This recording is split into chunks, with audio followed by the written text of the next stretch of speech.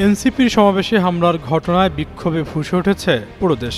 পরিস্থিতি এতটাই ভয়াবহ হয়ে দাঁড়ায় যে সেনাবাহিনীর সাজোয়া জানে করে গোপালগঞ্জ ছাড়তে বাধ্য হন এনসিপি নেতাকর্মীরা। এরপর খুলনা প্রেস ক্লাবে অবস্থান নিয়ে রাত 9:30টার দিকে সংবাদ সম্মেলন করেন।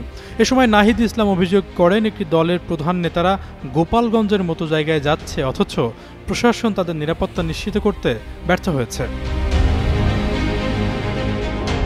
সম্প্রতি এনসিপির শীর্ষ নেতা সার্জিস আলম নিজের ফেসবুক ওয়ালে এক পোস্টে লেখেন, গোপালগঞ্জ থেকে এক ভাই মেসেজ দিয়েছে, সার্জিস ভাই অনেক গুজব ছড়ানো হচ্ছে, এসব কান দিন না।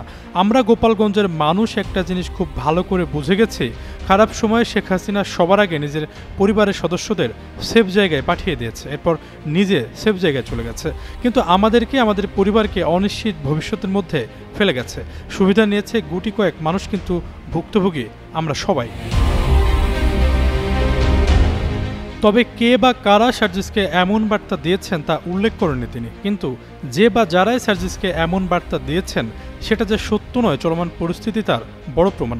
কারণ শেষ খবর পাওয়া পর্যন্ত গোপালগঞ্জে এনসিপির পক্ষে কোনো মিছিল হয়নি। এমনকি আওয়ামী লীগের নেতাকর্মীরা এনসিপির নেতাদের উপর যখন হামলা চালাচ্ছিল তখনও গোপালগঞ্জের স্থানীয়দের প্রতিরোধ করতে দেখা যায়নি।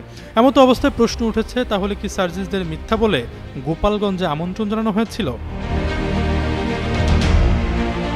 বুধবার দুপুরে গোপালগঞ্জ শহরের পৌর পার্ক এলাকায় পুলিশের নিরাপত্তায় সমাবেশ করে এনসিপি। সেখানে নাহিদ ইসলাম, সার্জিস আলম ও আক্তার হোসেন সহ কেন্দ্রীয় নেতারা বক্তব্য রাখেন।